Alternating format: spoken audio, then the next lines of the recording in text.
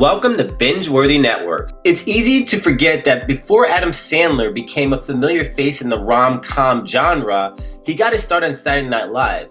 From 1990 to 1995, at the age of just 24, he had become a well-respected cast member that created many memorable characters. One of his most beloved characters is the Operaman, an Italian opera singer that delivers weekend updates along with the famous operatic solos in the background. With just a few words in a half Italian, half English fashion, he takes jabs at celebrities and politicians while staying lighthearted and playful. His signature look of the black bob wig and a cape with his performance even more believable and captivating for the audience. The first Operaman sketch aired in 1992, so let's take a trip down memory lane and revisit Adam Sandler's top 10 Operaman moments. Number 10, Brad Pitt vs. Operaman. Starting off our list at number 10 is the question on everyone's mind, well, at least those who witnessed Brad Pitt, one of People's Sexiest Man Alive cover in 1995. With just 9 words, Operaman demanded a recount for the poll, as he suggested he should be chosen for the sexiest man alive. Looking back at it now, he may have a valid point. A straight black bob wig and a cape? What's not to love about his appearance? If we could vote today, Operaman would definitely make out by a long stretch. Sexiest people roto, Operaman say, recount the vote. At number 9, we have Rabbit Out of What? Continuing with our next choice, at number 9, it is the time Operaman decided to woo David Copperfield's then girlfriend and model, Claudia Schiffer. Operaman starts off by saying he doesn't understand how Copperfield could have such a beautiful girlfriend. So he decides to take a magic class to impress the model. In just 2 weeks, he learned to pull a rabbit out of his behind, and to the audience's surprise, he truly pulled out a rabbit. Operaman's childish attempt at magic tricks lands a big laugh from the audience. Pull a rabbit out of my ass.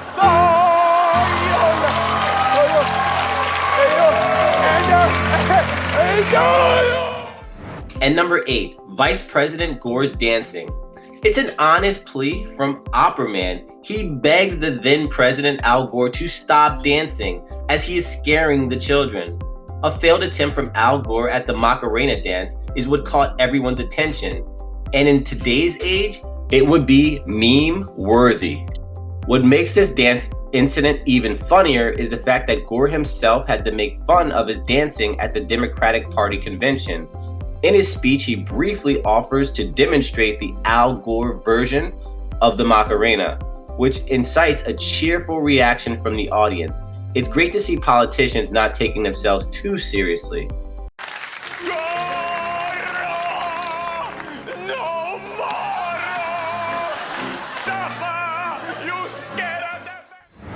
Number 7, Hillary and Bill Clinton.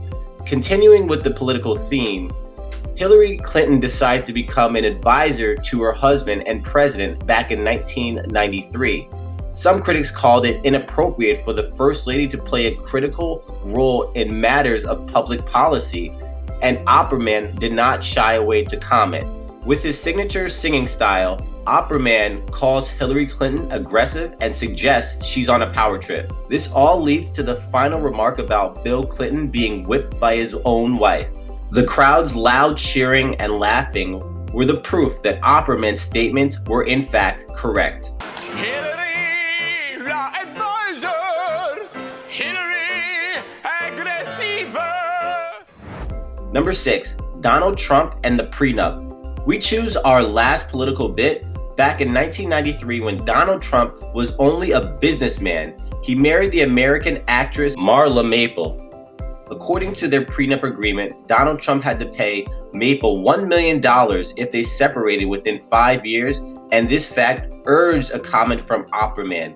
He stated that Trump was, well, to put it nicely, in Marla Maple's full control and dominance. Operaman's exaggerated speech at the end makes his delivery even funnier. and as a result, invokes an eruption of laughter from the audience. La trompova expose el esposo Magdalene. Number 5, Pearl Jam. Moving on to the top 5 pick, it's Operaman's mini parody of the band Pearl Jam. He starts the bit singing to the tune of the band's song, Even Flow.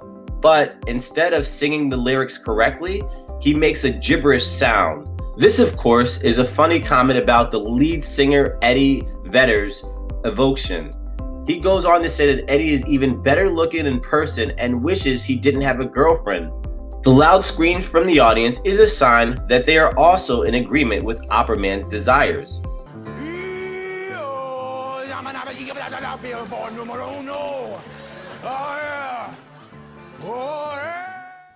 Number 4, Operaman's brother. For our next pick comes in at 4, we choose a more family-oriented bit. It's the time when Operaman's older brother, played by John Lovitz, visits him for Christmas. The brothers start off by singing in Italian and are quickly interrupted by Gina, the brother's wife, demanding that they be introduced. Gina is played by the brilliant actress Glenn Close. It's a heartwarming reunion that showcases these talented actors' magnificent singing skills. Who knew that all 3 could sing opera?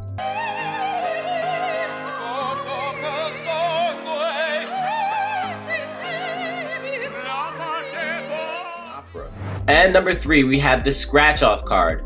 One of our top favorite moments of Operaman is when he does a cold open on Saturday Night Live.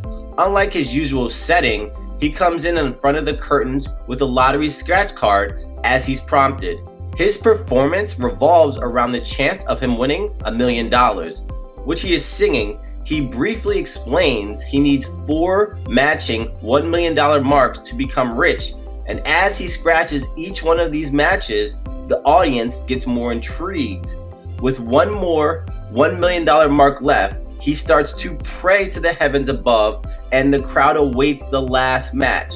But sadly, things don't end well, as the last scratch did not match.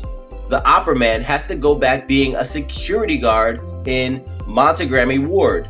A funny 2-minute skit displays a true comedian's talent of captivating the audience and keeping them at the edge of their seat.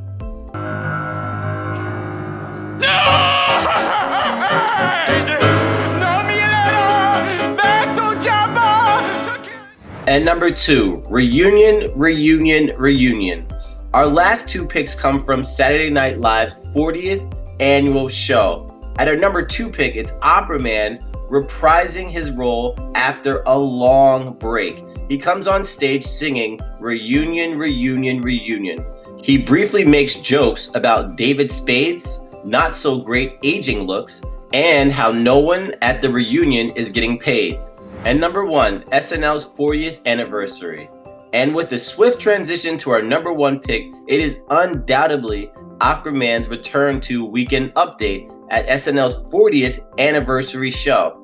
Back with his signature look at the Black Bob and Kate, the skit is filled with too many memorable moments for us to choose from. At the start, Operaman pokes fun of Adam Sandler's movies being the same story of a goofy man falling in love with a pretty lady. He continues to joke about the former Vice President Joe Biden, more handsy and personal contacts with citizens. And finally, he finishes his monologue by starting it back to his 24 years since he first appeared. In his true fashion, he ends the skit by saying bye-bye as a dozen roses are tossed on a stage as he expresses his love towards Operaman. Well, that's it for this video. I hope you enjoyed it. Which Operaman moment was your favorite? Please comment below and make sure to like, share, subscribe, and hit that notification bell for more of the latest updates. Take care.